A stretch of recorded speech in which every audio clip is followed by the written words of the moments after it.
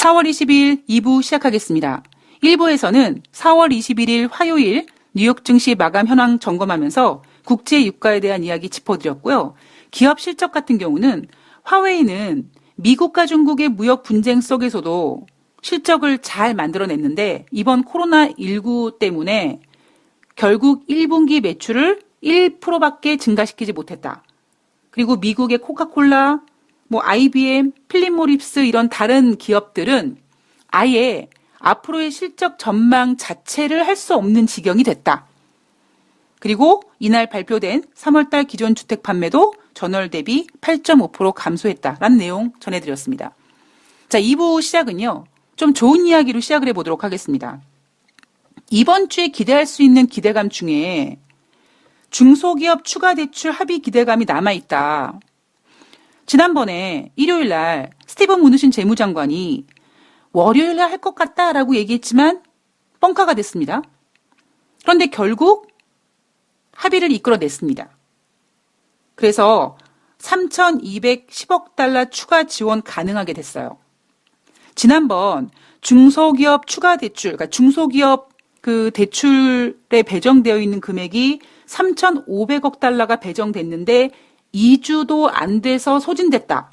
그래서 더 돈이 필요해서 이번에 4차 부양책으로 3,210억 달러의 추가 지원을 중소기업에 해주기로 했는데, 자, 그렇다면 지난번 3,500억 달러도 2주가 안 돼서 소진됐는데 이번에 3,210억 달러도 글쎄요, 얼만큼 버틸까요? 자, 제가 이번 주에 혹시 부양책 같은 것들이 또 지난번처럼 목요일 날 귀결되지 않을까? 왜냐? 목요일 날은 주간 신규 실업상 청원 건수가 발표가 되고 항공주 실적 발표가 예정되어 있기 때문입니다. 22일 날 상원을 이제 통과하고 아이러니하게 마치 짜놓고 치는 고스톱처럼 23일 목요일 날 하원 표결을 남겨두고 있습니다. 자, 그리고 새벽에 제가 체크한 그 기사 내용 중에 이런 내용이 있었어요. 코로나19 때문에 미국의 주요 대형은행들의 거래 수익이 급증했다. 이런 보도가 있었습니다.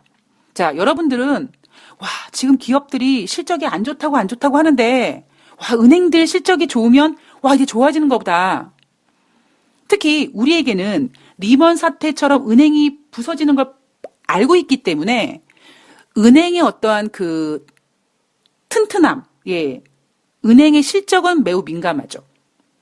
다른 기업들은 죽순다고 해도 그래도 은행이 살아남으면 은행의 실적이 좋으면 정말 한 줄기 빛이 될 수 있거든요.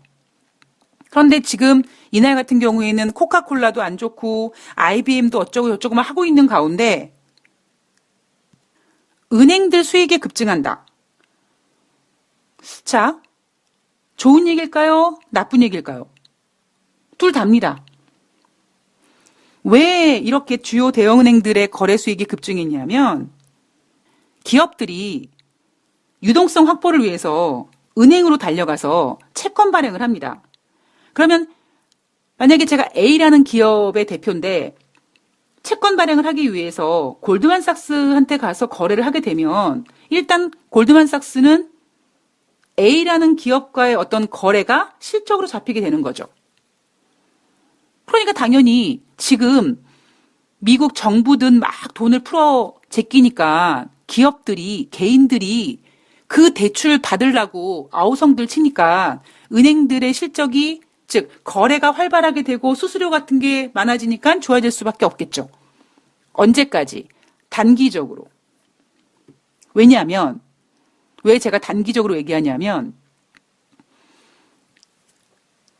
만약에 V자 반등이 아니라 L자라면 오래 간다면 아니면 L자는 그래도 행복한 시나리오고요.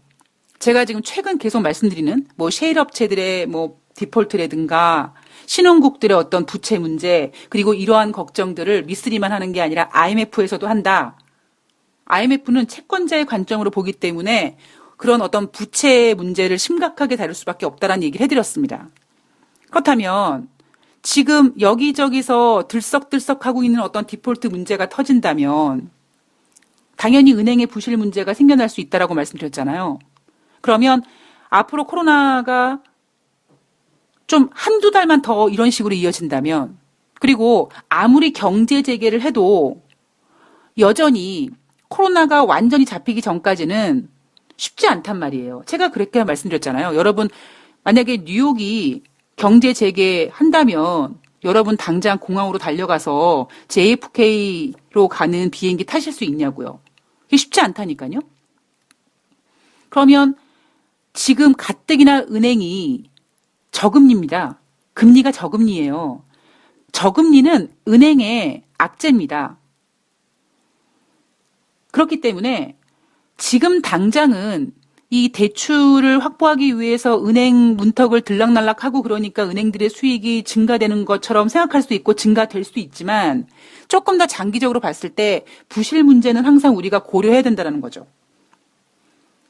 자, 그리고 이제 드디어 제가 오늘 제목으로 정해놨던 김정은 위독설 왜 나왔을까? 제가 어제 방송을 녹음하고 이제 거의 마지막 인사를 하려고 하는데 제가 어제 녹음하면서 야, 또 개인들이 열심히 사대가지고 또 증시를 저렇게까지 마이너스 보합까지 반등시켜 놓네요라고 열심히 얘기해놓고 이제 내일 방송에서 뵙겠습니다라고 인사를 딱 하려고 했더니 김정은 위독설이 나오면서 증시가 곤두박질 쳤다. 그래서 제가 거기까지만 얘기하고 더 이상 얘기 안 해드렸습니다. 왜냐?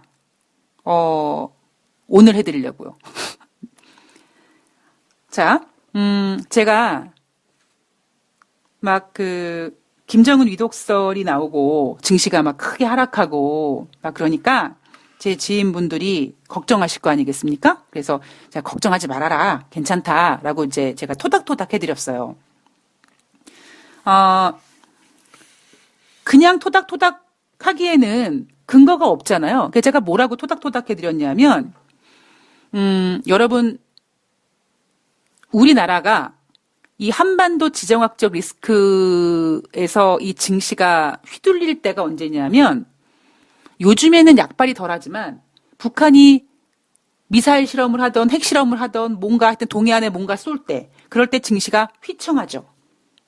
그런데 요즘엔 그런 거에는 흔들리지도 않아요. 이제 그러려니 하죠.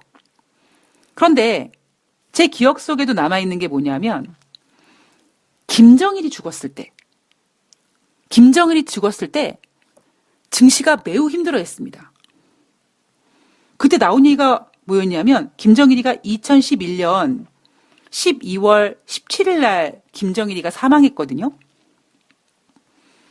우리는요 떨고 있었습니다. 여러분 기억하실지 모르겠는데 2011년 3월 달에 일본에 큰 지진이 있어갔잖아요. 그것 때문에도 그거 지진, 그거 피해, 그거 경제 이런 것 때문에 막 가슴을 이렇게 쓸어내린 지 얼마 안 돼서 아유 2011년 참 힘들게 보냈구나 하고 이제 마무리하려고 하는데 김정일이가 죽었어요. 자 그러자 어떤 불안함이 생겼냐면 김정일이가 죽었는데 그 후계자인 김정은이가 나이가 너무 어리고 뭔가 이 권력 구조, 권력 조직이 좀 와해될 수 있고 이렇게 북한 내 권력 조직이 와해되고 이런 문제를 풀기 위해서 우리나라를 공격하는 게 아닐까? 이랬었습니다. 제가 2011년도도 그렇고 2020년에도 그렇고 어떤 생각을 했냐면 참, 그러니까 북한의 지도자에 대한 어떤 그 건강에 대해서 참 많은 사람들이, 걱정해주게 되지 않습니까? 그러니까 죽으면 불안하니까 되게 걱정해주는 상황이 전개되고 있어요. 그때 2011년도에 북한이 혹시 전쟁을 일으키는 거 아닐까? 그게 아니면 혹시 붕괴되는 게 아닐까? 이런 공포감에 우리는 휩싸였습니다. 둘 다 악재였죠. 왜냐? 전쟁은 뭐 더더욱 악재고 그리고 만약에 정말 전쟁이 일어난다면 그때는 완전히 3차 대전이 될 수 있을 정도로 험악했고요.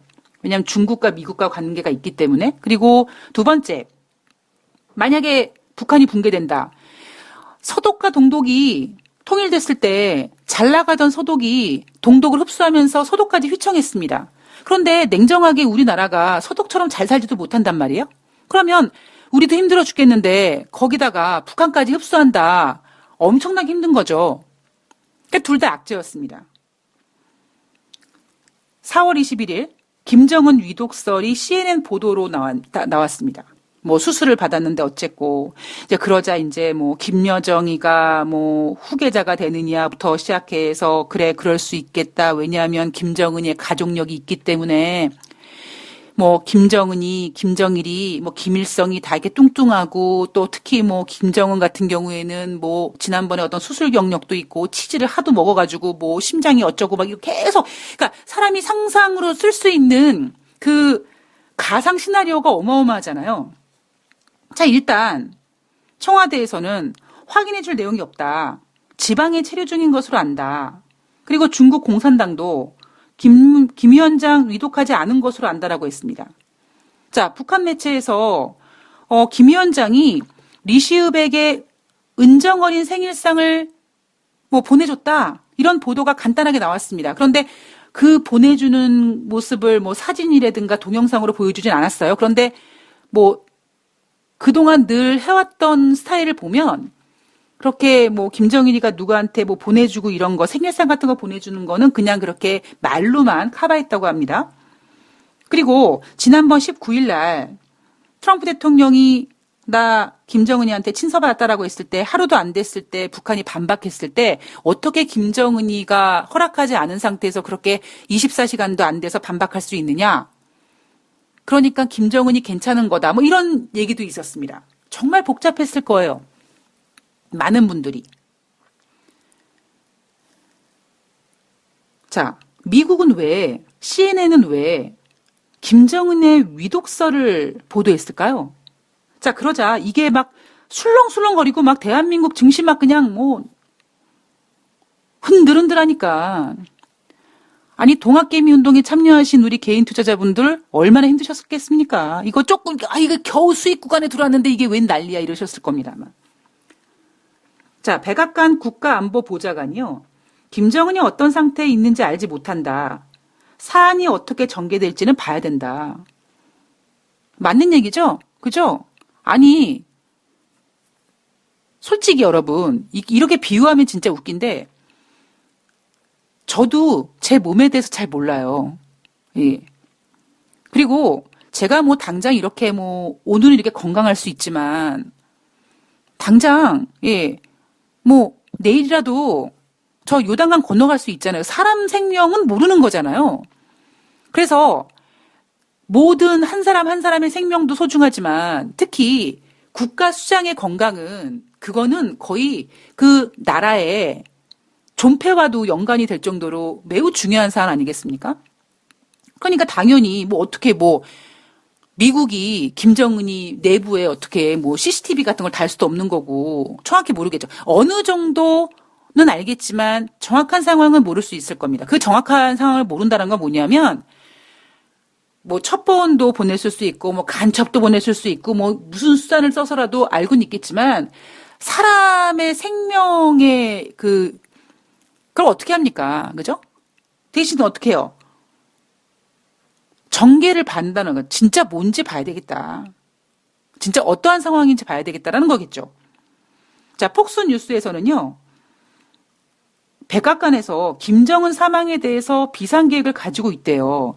이게 여러분 뭐 개똥 같은 소리입니까? 당연한 거 아니에요?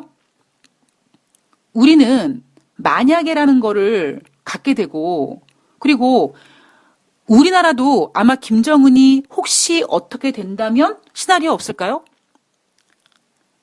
지난번에 2011년에 김정일이 죽었을 때 경험도 있었고 굳이 그런 경험이 아니더라도 굉장히 연관성이 밀접한 나라의 수장이 만약에 죽는다면 이거 가정하에 비상계획 없겠냐고요. 당연히 있는 얘기를. 뭐 마치 이 폭스뉴스는 이번 일로 인해서 혹시 미국 백악관이 이번에 혹시 김정일이가 위독해서 혹시 죽을까 봐 비상계획을 세운 게 아니라 비상계획은 언제나 always 늘 항상 있는 겁니다. 앞으로 영원히 있을 거고요. 이거는 별로 유별날 것도 아니에요. 자, 중국에서는 김정은이 위독하지 않은 것으로 안다라고 했는데 기자가 물어봅니다.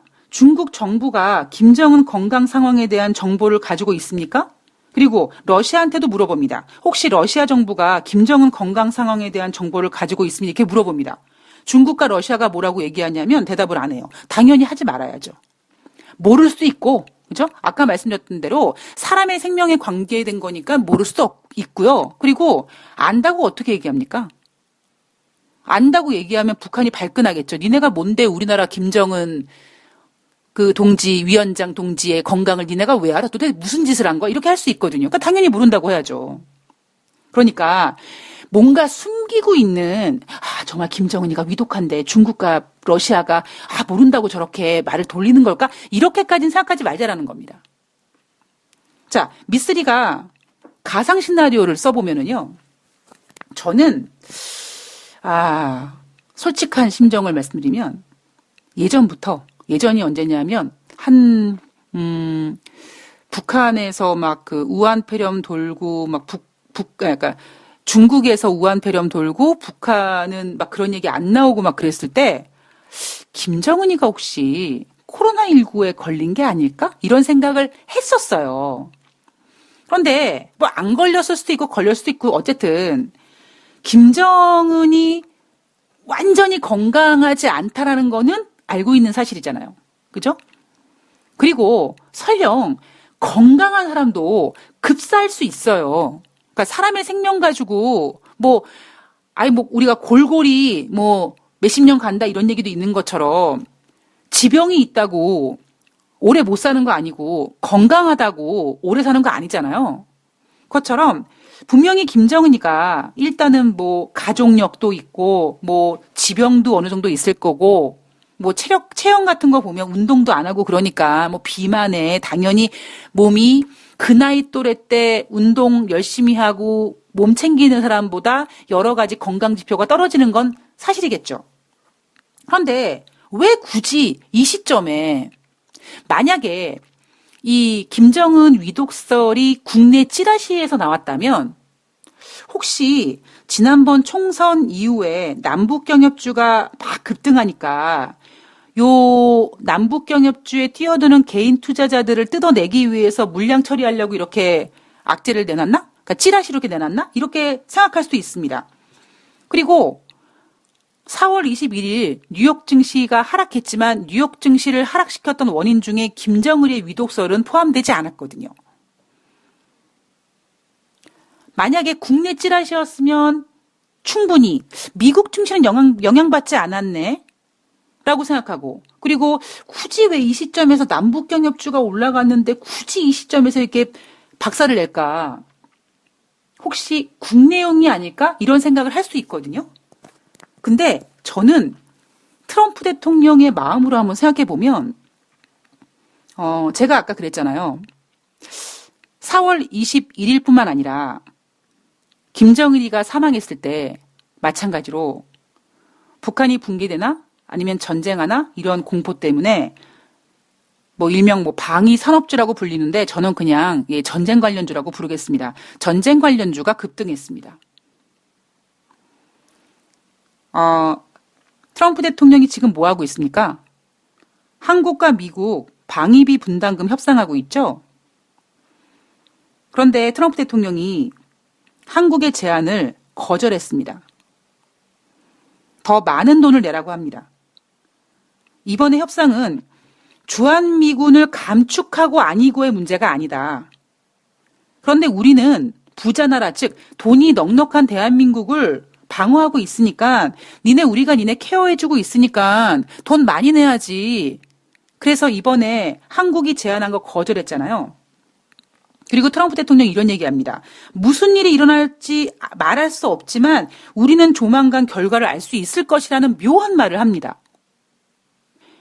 우리는 누구랑 막 싸우다가 동네 친구를 어렸을 때, 동네 꼬마였을 때 막 싸우다가 좀 밀릴 것 같으면 아니면 좀 그러면 좀 겁나고 그러면 형 뒤에 아니면 엄마 뒤에 숨죠. 보호받고 싶어서. 제 비유가 너무 좀 그럴 수 있는데 조금만 이해해 주세요. 우리는 김정은의 위독설이라는 내용을 접하자마자 전쟁 관련주가 올라갑니다. 그 얘기는 뭡니까? 북한이 만약에 김정은이가 죽으면 그러니까 위독설을 넘어서 만약에 죽으면 전쟁이 날 수 있는 가능성이 부각됐기 때문인 거죠. 자, 전쟁이 나면 우리는 누구의 도움을 받아야 됩니까? 주한미군 도움을 받아야죠. 결국 그 얘기는 주한미군이 대한민국을 케어해주고 있다는 겁니다. 그런데 그렇기 때문에 트럼프 대통령은 더 많은 돈을 요구했지만 한국은 너무 비싸다. 그러지 말자라고 했죠. 이럴 때 필요한 게 뭐예요? 제가 만약에 김정은이라면 겁주는 겁니다. 이렇게 한번 경험하면 우리 국민들 맞아. 나 몰랐었는데 김정은이 죽을 수 있겠다. 만약에 죽었으면 전쟁 날 수도 있겠다. 어머, 어떡하면 좋아. 그러면 미국이 우리를 지켜줘야지. 그럼 어떻게 합니까? 주한미군의 몸값이 올라가겠죠. 그런데 트럼프 대통령이 무슨 일이 일어날지 말할 수 없지만 우리는 조만간 결과를 알 수 있을 것이다. 이번에 김정은 위독설 나오면서 주한미군의 가치가 올라가면 우리나라 주한미군 분담금 협상 우리나라가 양보해야 되지 않을까요? 제가 만약에 트럼프 대통령이라면 김정은의 위독설이 왜 나왔는지 모르겠습니다. 결과적으로 나중에 김정은이가 북한 보도를 통해서 어떤 내용이 나오면 이게 그냥 어떠한 그 이벤트로 끝날 수도 있고 하다 이제 어떤 유튜브에서 방송하던 어떤 무당이 김정은이가 올해 내년에 죽는다 이런 얘기 나왔다고 막 관심 받는다 이런 내용도 나왔지만 어쨌든 이번에 우린 뭘 겪었습니까? 김정은이가 만약에 죽는다면 전쟁이 날 수도 있다라는 거를 우리 대한민국 온 국민들이 실감했습니다. 제가 만약에 트럼프라면 방위비 협상 받지? 니네 전쟁 날 수 있는 거 받지? 니네 우리 없어도 되겠어? 우리가 지금 니네를 보호해주고 있는데 그래서 트럼프가 그랬잖아요. 이번 협상은 주한미군을 줄이는 문제가 아니래요. 이거 분담금 협상 안에 주한미군 줄인다? 그거 아니라는 겁니다. 그럼 주한미군을 줄이지 않겠다는 얘기는 뭐냐면 내가 니네를 보호해주니까 위험수당을 더 내라는 거죠. 북한이 김정은이가 죽으면 전쟁 날 수 있는데도 불구하고 우리가 너를 지켜주니까 위험수당을 좀 더 올려달라고 하는 겁니다. 그리고 무슨 일이 일어날지 말할 수 없지만 우리는 조만간 결과를 알 수 있을 것이다. 전 이 묘한 발언이 의미가 있다고 생각합니다. 자, 지금 제가 말씀드린 건 미쓰리가 쓰는 시나리오예요. 왜 굳이 이 상황에서 김정은의 위독설이 나왔는지 정말 김정은이가 위독할 수도 있어요. 그런데 그렇지 않다면 그리고 설령 위독하더라도 당장 죽은 것도 아닌데 어쨌든 위독하지만 다시 어떤 치료하고 그래서 회복될 수 있잖아요.